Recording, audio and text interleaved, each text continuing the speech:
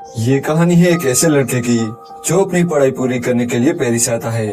पर यहाँ वो दो ऐसे भाई बहन से मिलता है जिनकी हरकतें देखकर आप भी हैरान हो जाओगे। हेलो दोस्तों, आज हम जिस मूवी को एक्सप्लेन करने वाले हैं उस मूवी का नाम है ड्रीमर्स, जो 2003 में रिलीज हुई थी। मूवी स्टार्ट होती है और हम एक लड़के को देखते हैं जिसका नाम मिथ था। मिथ अपनी पढ़ाई पूरी करने के लिए अमेरिका से पेरिस आता है। उसे मूवी देखना काफी पसंद था। एक दिन जब वो मूवी देखने जाता है तब वहाँ उसे एक लड़की मिलती है जिसका नाम इसाबेल था। वो मिथ से कहती है कि मैंने तुम्हें पहले भी यहाँ देखा है, तुम यहाँ अकेले ही आते हो। तब मिथ कहता है कि मुझे अमेरिका से आए हुए कुछ दिन ही हुए हैं, इसलिए यहाँ मेरा कोई फ्रेंड नहीं है। तब इसाबेल उसे अपने भाई से मिलाती है जिसका नाम थियो था। वो तीनों बैठकर बातें कर रहे थे, लेकिन तभी पुलिस वहाँ लाठीचार्ज कर देती है, जिसे बचकर ये तीनों वहाँ से भाग जाते हैं। अब मिथ उनसे मिलकर बहुत खुश था क्योंकि उसे नए दोस्त मिल गए थे। घर पहुंचकर मिथ अपनी मॉम को एक लेटर लिखता है, पर जब से वो इसाबेल से मिला है वो बस उसके बारे में ही सोचने लगता है। अगली सुबह मिथ को थियो का कॉल आता है। वो उसे अपने घर डिनर के लिए बुलाता है।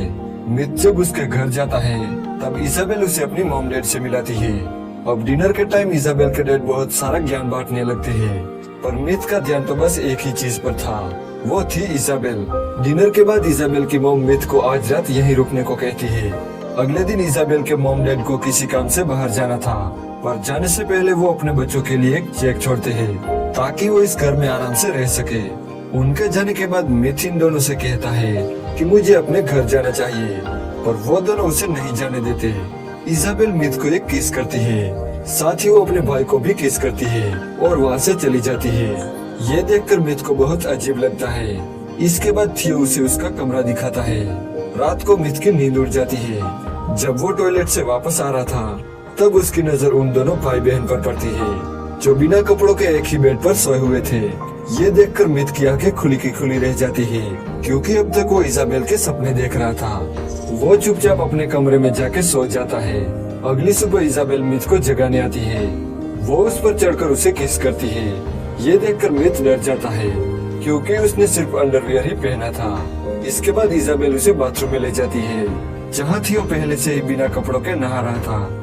ये देखकर मिथ थियो से कहता है कि तुम्हारी बहन यहाँ है, तुम बिना कपड़ों के उसके सामने कैसे रह सकते हो। इस पर वो दोनों कहते हैं कि हम दोनों काफी हद तक एक जैसे हैं, इसलिए हम दोनों ये सब करने में कोई शर्म नहीं रखते। थियो मिथ से कहता है कि हमारे डैड 1 महीने तक घर नहीं आएंगे, इसलिए तुम हमारे साथ इस घर में रह सकते हो। मिथ इसाबेल पर लट्टू था, इसलिए वो उसकी बात मान लेता है और उनके साथ रहने लगता है। एक रात ये तीनों गेम खेलते हैं जिसमें दोनों भाई बहन एक्ट करते हैं और मिथ को उस मूवी का नाम बताना था, पर अगर वो हार गया तो उसे एक डेयर पूरा करना होगा। पर यहाँ मिथ वो गेम जीत जाता है। तब वो दोनों भाई बहन कहते हैं कि हमें ऐसे ही किसी इंसान की तलाश थी जिसके साथ हमें एक गेम पूरा करना था। इसके बाद ये तीनों एक आर्ट गैलरी में जाते हैं। वहाँ वो तीनों रेस लगाते हैं, यही उनका डेयर था। वापस लौटते टाइम बारिश होने लगती है जिसे ये तीनों भीग जाते हैं। जब ये तीनों घर आते हैं तब थियो मिथ को अपने कपड़े देता है और ड्रिंक लेने चला जाता है। यहाँ अलमारी से मिथ को एक इसाबेल की फोटो मिलती है जिसे वो अपने प्राइवेट पार्ट में छुपा लेता है। जब थियो वापस आता है तो वो तीनों साथ में बैठकर ड्रिंक करते हैं।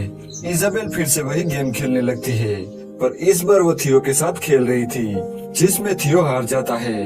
तब इसाबेल उसे एक डेयर देती है जिसमें थियो को एक फोटो के सामने हिलाना था। थियो बिना किसी शर्म के उन दोनों के सामने हिलाने लगता है। इसाबेल के लिए तो ये नॉर्मल था, पर मिथ की ये सब देखकर फट जाती है। अगले दिन मिथ थियो से कहता है कि मेरी भी तो सिस्टर है, पर उन्होंने मुझे कभी ऐसा काम करने को नहीं कहा। तुम दोनों ये सब कैसे करते हो और क्यों करते हो। तब थियो से कहता है कि हम दोनों जुड़वा है। जब हम दोनों पैदा हुए तब हम दोनों एक दूसरे के साथ जुड़े हुए थे। हमारा शरीर अलग है पर हमारा दिमाग एक है और हम एक दूसरे के बिना जिंदा नहीं रह सकते। एक दिन फिर से ये तीनों गेम खेलने लगते हैं जिसमें एक को मूवी का डायलॉग बोलना था और दूसरे को उस मूवी का नाम गेस करके बताना था। अगर वो नहीं बता पाया तो उसे भी एक डेयर दिया जाएगा। पहले तो थियो एक मूवी को एक्ट करता है, पर उन दोनों को कुछ समझ नहीं आता, जिस वजह से मिथ और इसाबेल को एक डेयर पूरा करना पड़ता है। थियो उन्हें सबके सामने घपाघप करने को कहता है। अब डेर के मुताबिक इजाबेल अपने कपड़े उतारने लगती है, लेकिन मिथ की फटके हाथ में आ जाती है, इसलिए वो अपनी इज्जत बचाने के लिए बाथरूम में चला जाता है। जब वो बाथरूम से बाहर आता है तब थियो उसे पकड़ लेता है और दोनों भाई बहन मिलकर उसके कपड़े उतारने लगते हैं। तब मिथ के प्राइवेट पार्ट में इजाबेल की एक फोटो मिलती है, जिसे देखकर वो दोनों हंसने लगते हैं। इसके बाद मिथ और इजाबेल गपागप करते हैं। यहाँ मिथ को पता चलता है कि इजाबेल अभी भी वर्जिन है। इजाबेल मिथ को बताती है कि हम दोनों एक साथ सोते जरूर हैं, लेकिन हमारे बीच कोई भी फिजिकल रिलेशन नहीं है। ये सुन के मिथ उसे कहता है कि अगर ये बात तुम्हारे पेरेंट्स को पता चली तो क्या होगा। इजाबेल कहती है कि ऐसा कभी नहीं होगा, और अगर उन्हें पता चल गया तो वो सुसाइड कर लेगी। कुछ दिनों बाद इजाबेल और थियो के पास पैसे जो थे वो सारे खर्च हो जाते हैं, क्योंकि अब तक वो काफी अय्याशियां कर रहे थे। अब इजाबेल घर के राशन से खाना बनाती है, पर वो खाना कोई भी नहीं खाता। अब पैसे न होने की वजह से उन्हें काम करना पड़ता है। एक दिन मिथ और थियो एक ही टब में नहा रहे थे, तब इजाबेल वहाँ आती है और उनके साथ नहाने लगती है। इसी बीच इजाबेल मिथ से कहती है कि तुम हमसे प्यार करते हो, ये तुम्हें साबित करना होगा। अब ये बोलकर वो दोनों मिथ के घोंसले को काटने लगते हैं। मिथ को ये सब अच्छा नहीं लगता, वो उन दोनों पर गुस्सा हो जाता है।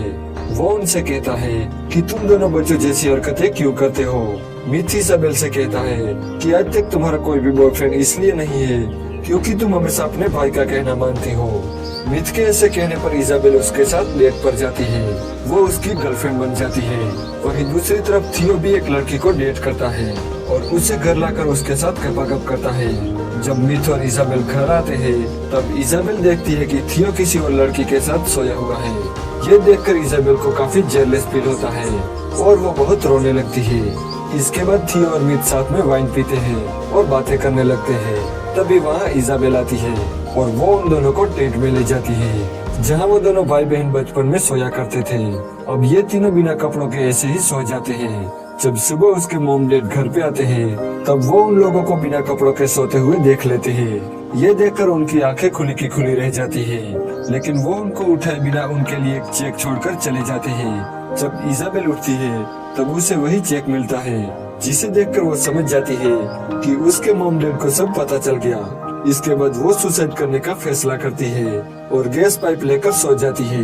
लेकिन बाहर रेवोल्यूशन चल रहा था, जिसे उनका एक पत्थर खिड़की से घर में आ जाता है, जिसे ये दोनों भी जाग जाते हैं और ये तीनों भी रेवोल्यूशन में शामिल हो जाते हैं। लेकिन थियो सबसे आगे जाके रास्ता रोक रहे पुलिस वाले पर पत्थर फेंकने लगता है। मिथ उसे काफी समझाता है, पर वो मिथ की कोई बात नहीं सुनता।